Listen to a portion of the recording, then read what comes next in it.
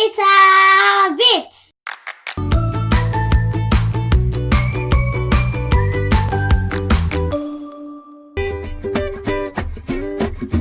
ከዮዮ ጋር ጉብኝት ክፍል 3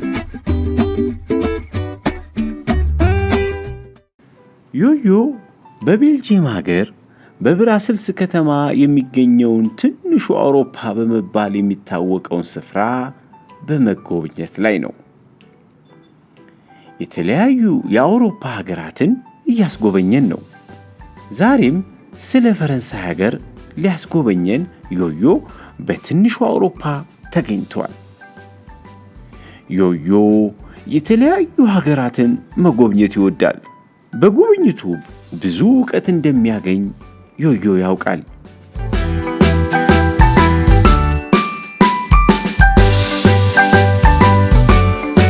ፈረንሳይ በአውሮፓ ውስጥ የምትገኝ ሀገር ናት። ዋና ከተማዋ ፓሪስ ይባላል። በፓሪስ ከተማ ከሚገኙትና ብዙ ሰዎች ከሚጎበኟቸው ስፍራዎች መካከል ኤፍል ታወር አንዱ ነው። ረዥም ብረት ሲሆን ሰዎች ጫፍ ድረስ በመውጣት የፓሪስን ከተማ መመልከት ይችላሉ። ብረቶቹ የተለያዩ ቅርጾች አሏቸው።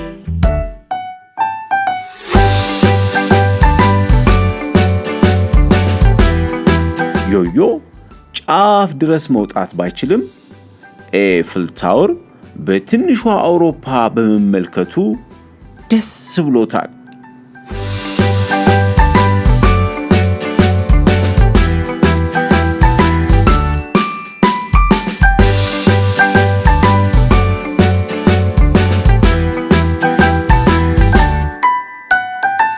ይህ በተለያዩ ቀለማት ያሸበረቀው ሕንፃ የሚገኘው በፈረንሳይ ነው። ለተለያዩ ባህልና ጥበብ ማሳያ የሚያገለግል ሕንፃ ነው። በሕንፃው ላይ የሚገኙት ቀለማት የተለያዩ አገልግሎት አሏቸው።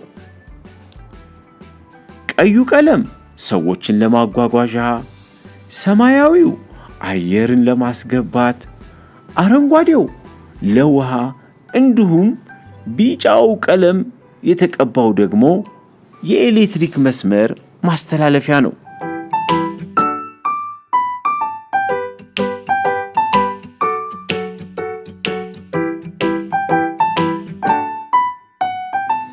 ይህ ሐውልት በድሮ ጊዜ ፈረንሳይ ከሌላ ሀገር ጋር ጦርነት ገጥማ ድል ስላደረገች ለመታሰቢያነት የቆመ ነው። ቁመቱ ወደ ላይ 50 ሜትር ነው አለ ዮዮ።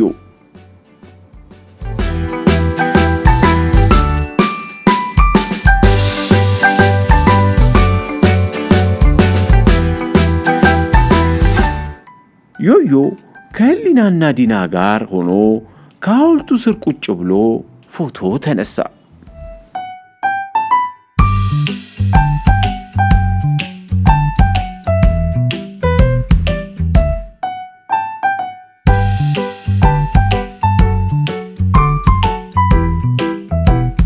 ይህ ነጭ ሕንፃም የሚገኘው በፈረንሳይ ነው።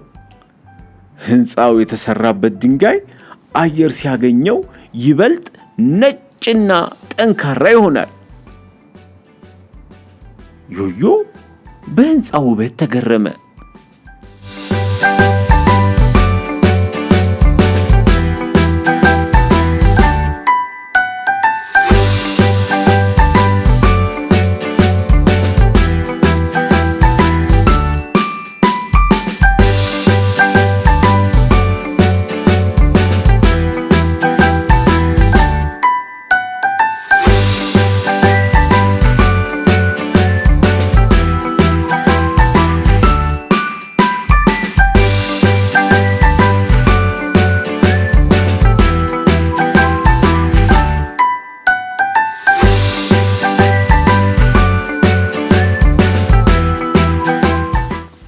ፈረንሳይ ትልቅ አገር ናት። ለስዕል ጥበብና ባህል ትልቅ ቦታ ይሰጣሉ።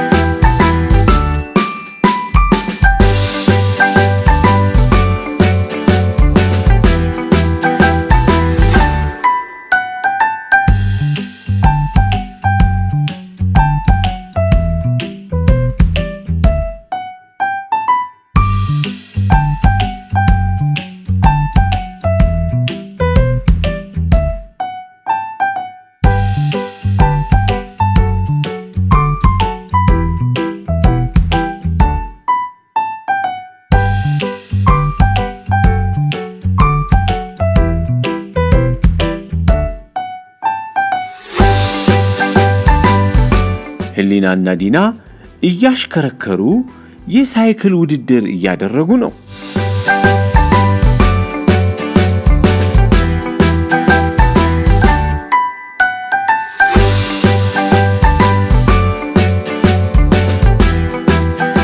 ይህ ደግሞ አውሮፕላን ማረፊያ ነው።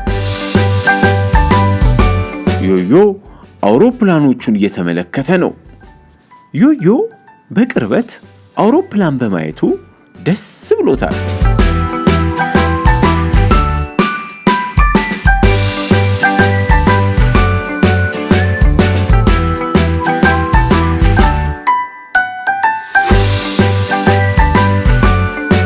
ዮዮ በመቀጠል በጣም ፈጣኑን ባቡር ተመለከተ። ታሊስ በመባል ይታወቃል። በአንድ ሰዓት ከ30 ደቂቃ ውስጥ ከአዲስ አበባ ተነስቶ ጅማ ድረስ መድረስ ይችላል። 1 ሰዓት ከ30 ደቂቃ አስባችሁታል ልጆች እንዴት ፈጣን እንደሆነ? በአውሮፓ ውስጥ የባቡር ትራንስፖርት በስፋት አገልግሎት ይሰጣል። ታሊስ ባቡር ግን በጣም ፈጣን ነው አለ ዮዮ። ባቡር ሰዎችን፣ ዕቃዎችን፣ መኪናዎችን፣ ነዳጅና ኬሚካሎችን ለማጓጓዝ ያገለግላል።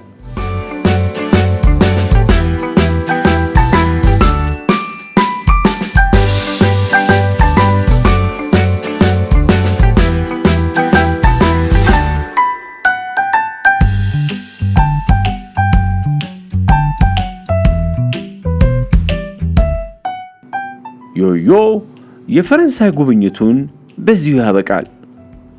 ብዙ ውብና ደስ የሚሉ ሕንፃዎች በፈረንሳይ ከተማ ይገኛሉ። ዮዮ የሚደንሱትን ሰዎች ተመልክቶ አብሮ ደነሰ። ፈረንሳይን በትንሿ አውሮፓ መንደር በመጎብኘቱ ደስ አለው። እናመሰግናለን ዮዮ፣ እኛንም ስለ ፈረንሳይ እንድናውቅ ስላረከን። ደህና ሁን ዮዮ፣ ደህና ሁን።